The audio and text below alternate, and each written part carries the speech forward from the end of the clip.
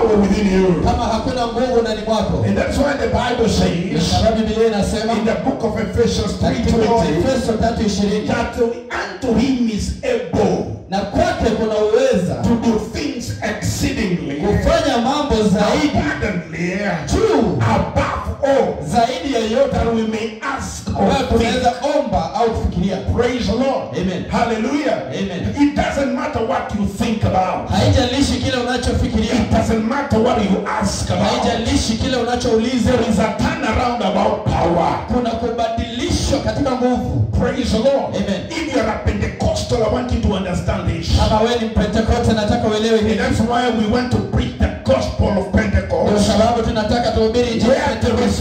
Power in the house of the Lord. Ambapo kuna nguvu katika nyumba ya Mungu. Where we can experience the signs of God. Ambapo tunaweza shuhudia ishara za Mungu. Where we can see miracles. Ambapo tunaweza ona miujiza. Where evident in the house of God. Maajabu yanaonekana. This will be done.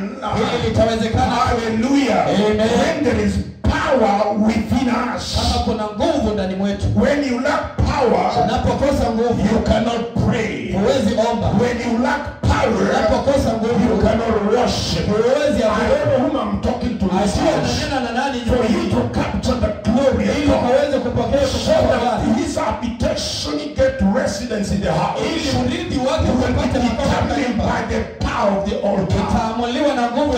God has sent me to somebody. It is not that you don't know how to pray. It is not that you don't know how to worship the Lord. It is all about the power. That's why the Bible says it is determined according to the power that works in us. Inawezekana kulingana na nguvu inayofanya kazi ndani mwetu. Praise the Lord. Amen. Touch your neighbor and tell your neighbor you need a force.